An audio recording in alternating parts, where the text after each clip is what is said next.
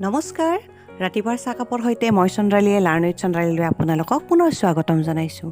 আজি শাওণ মাহৰ 20 তাৰিখ আৰু আগষ্ট মাহৰ 6 তাৰিখ। আজিৰ দিনটোৰ বিশেষত্ব অনুষ্ঠানত আমি আলোচনা কৰিম আজিৰ দিনটো বিশেষ কৰি তোলা কাৰণসমূহ।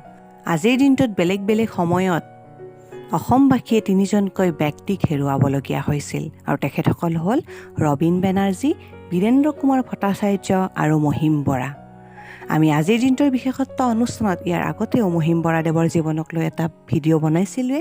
সেই ভিডিঅ'ৰ লিংকটো আজি আপোনালোকক ডেছক্ৰিপশ্যনত দি দিয়া হ'ব। গতিকে আজি আমি ৰবীন বেনাৰ্জী আৰু বীৰেন্দ্ৰ কুমাৰ ভট্টাচাৰ্যদেৱৰ বিষয়ে কিছু আলোচনা কৰোঁ।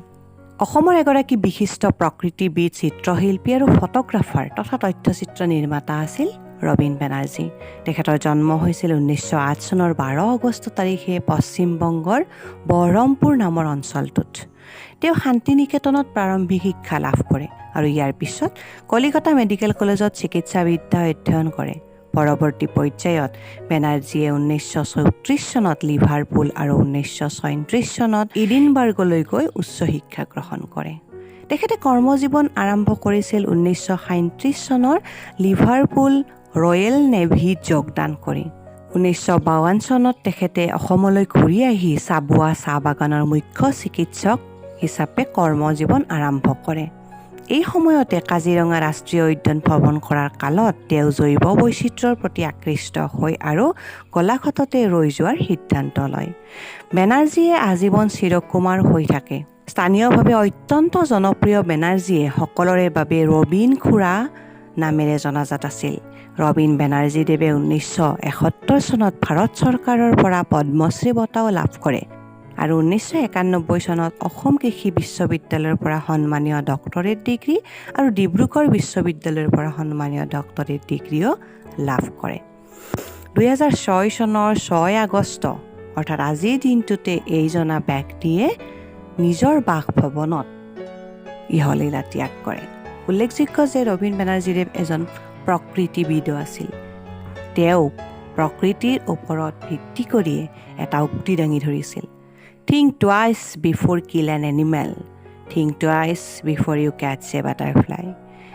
Think you before you cut a tree because it may be the last species of the world. তো এইবাৰ আহক আমি আজিৰ দিনটোৰ বিশেষত্বৰ জৰিয়তে বীৰেন্দ্ৰ কুমাৰ ভট্টাচাৰ্যদেৱৰ জীৱনৰ কথা কিছু আলোচনা কৰোঁ। অসমীয়া ভাষাৰ এজন গল্পকাৰ, উপন্যাসিক, কবি, নিবন্ধকাৰ আৰু সাংবাদিক আছিল বীৰেন্দ্ৰ কুমাৰ ভট্টাচাৰ্য। বীৰেন্দ্ৰ কুমাৰ ভট্টাচাৰ্যৰ জন্ম হৈছিল 1924 চনৰ 18 অক্টোবৰত চফৰাই চাহ বাগিচাত। চফৰাই প্ৰাইমাৰী স্কুল, কাঞ্জান এম.ই. স্কুল আৰু যোৰহাটৰ হাইস্কুলৰ পৰাই 1941 চনত মেট্ৰিকুলেশ্যন পাছ কৰি কটন মহাবিদ্যালয়ৰ পৰা বিজ্ঞান শাখাত, ক্ৰমে 1914 চনত উচ্চতৰ মাধ্যমিক আৰু 1945 চনত স্নাতক ডিগ্ৰী লাভ কৰে। 1951 চনত তেখেতে BA কমপ্লিট কৰে। তেওঁ প্ৰাইভেটকৈ গুৱাহাটী বিশ্ববিদ্যালয়ৰ পৰা অসমীয়াত স্নাতকোত্তৰ ডিগ্ৰী লাভ কৰিছিল আৰু 1917 চনত তেখেতে ডক্টৰেট ডিগ্ৰী লাভ কৰে। তেখেতৰ গৱেষণাৰ বিষয় আছিল অসমীয়া সাহিত্যত ব্যংগ আৰু হাস্যৰস। তেখেতে কৰ্মজীৱন আৰম্ভ কৰিছিল 1945 চনত বাৰ্ষিক আলোচনীৰ সম্পাদনাৰ জৰিয়তে। ইয়াৰ পিছত তেখেতে ৰামধেনুও সম্পাদনা কৰিছিল, সাদিনীয়া, নৱযুগ, দৈনিক অসমীয়া, জনতা ইত্যাদি সম্পাদনা কৰে। তেখেতে অখলা স্কুলত 1951 চনৰ পৰা শিক্ষকতা আৰম্ভ কৰিছিল যদিও এই শিক্ষকতা মাত্ৰ এবছৰহে কৰিছিল। গতিকে এইজনা ব্যক্তিয়ে 1979 চনত মৃত্যুঞ্জয় উপন্যাসৰ বাবে ভাৰতীয় জ্ঞানপীঠ বঁটা লাভ কৰি প্ৰথম অসমীয়া লেখক হিচাপে চিনাকি লয়। আজিও আমি তেখেতৰ নাম বিভিন্ন প্ৰশ্নৰ উত্তৰত লিখি আহিছোঁ।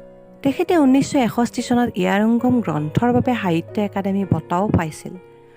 2005 চনত love in the time of insurgency নামেৰে গ্ৰন্থৰ ইংৰাজী অনুবাদ প্ৰকাশ পায়। 1983 পৰা 85 বৰ্ষৰ মাজত অসম সাহিত্য সভাৰ সভাপতি হিচাপে কাৰ্যনিৰ্বাহ কৰা বীৰেন্দ্ৰ কুমাৰ ভট্টাচাৰ্যৰ 1997 চনৰ 6 আগষ্ট তাৰিখে মৃত্যু হয়। গতিকে এই তিনিওগৰাকী ব্যক্তিক আজিৰ দিনটোৰ বিশেষত্ব অনুষ্ঠানৰ জৰিয়তে আমি শ্ৰদ্ধাঞ্জলি জ্ঞাপন কৰিছোঁ। এখেতসকলৰ কৰ্তৃত্ব অসমবাসীৰ মাজত চিৰযুগমীয়া হৈ ৰ'ব। আজিলৈ ইমানেই। ভিডিঅ'টো চাই কেনে পালে জনাবলৈ একেবাৰে নাপাহৰিব। লাইক, শ্বেয়াৰ আৰু কমেণ্ট কৰিব। আৰু ভিডিঅ'ত নতুনকৈ অহাসকলে চেনেলটো ছাবস্ক্ৰাইব কৰি বেল আইকনটো প্ৰেছ কৰি দিব। তো কাইলৈ পুনৰ লগ পোৱাৰ প্ৰতিশ্ৰুতিৰে মই চন্দ্ৰালীয়ে আপোনালোকৰ পৰা বিদায় লৈছোঁ। ধন্যবাদ। Have a nice day.